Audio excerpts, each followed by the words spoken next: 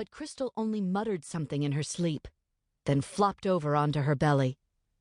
Lindsay reached the door safely, easing it shut. Leaning against the wall, she let out a slow breath. That had been a close call. What if her mother had woken up to find Kerrie Ann missing? You didn't want to get Crystal riled up before she'd had her coffee and first cigarette of the day. She never actually hit either of them, but when she was in one of her moods, things could get ugly very quickly. Lindsay was only in 6th grade, but she knew every curse word there was. She was getting that tight feeling in her stomach again, a feeling that almost always had to do with Kerrie Ann. Before her sister had been born, when it had just been her and Crystal, she'd managed okay. By the time she was in kindergarten, in addition to being able to feed and dress herself, she could read street signs, count change, and order Chinese takeout over the phone.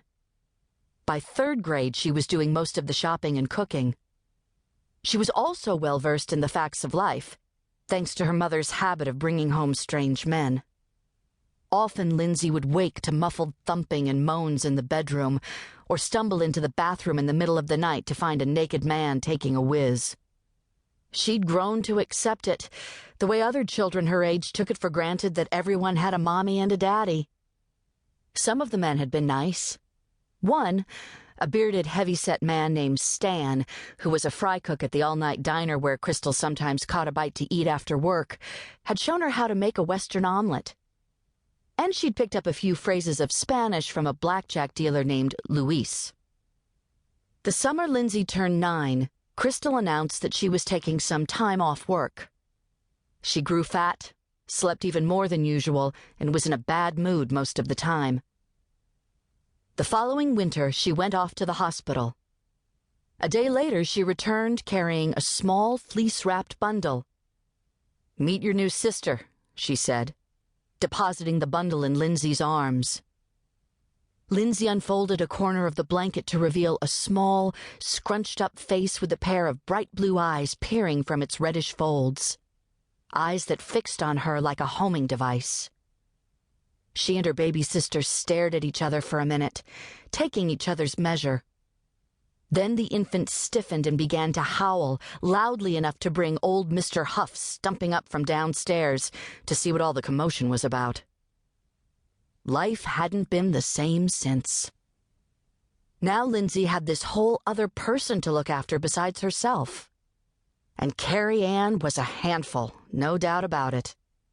Her baby-fine strawberry blonde hair was perpetually snarled, and she'd whine and cry whenever Lindsay tried to unravel the knots, using her fingers or the hairbrush.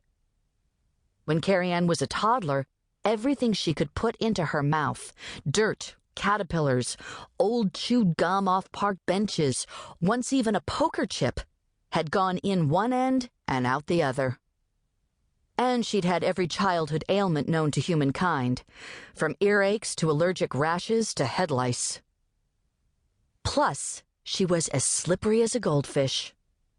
In stores, she was forever wandering off, and by the time Lindsay would track her down, her pockets would be stuffed with pilfered loot that Lindsay would then have to return to the proper shelves.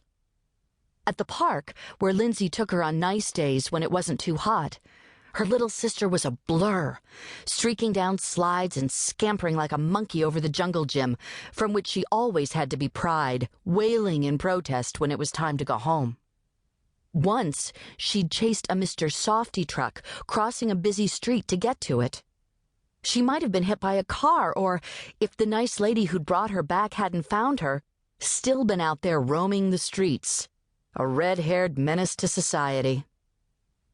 Only at Miss Honi's was her sister content to stay put. Miss Honi Love, who lived in the unit directly below theirs, looked after Kerrie Ann during the hours when Lindsay was in school. But since she got paid only sporadically, Crystal being forever short on cash, and since she was a good-hearted woman who genuinely cared for the girls, it had developed over time into something far more than a job. The way Miss Honi fussed over Kerrie Ann, anyone would have thought she was her own little girl.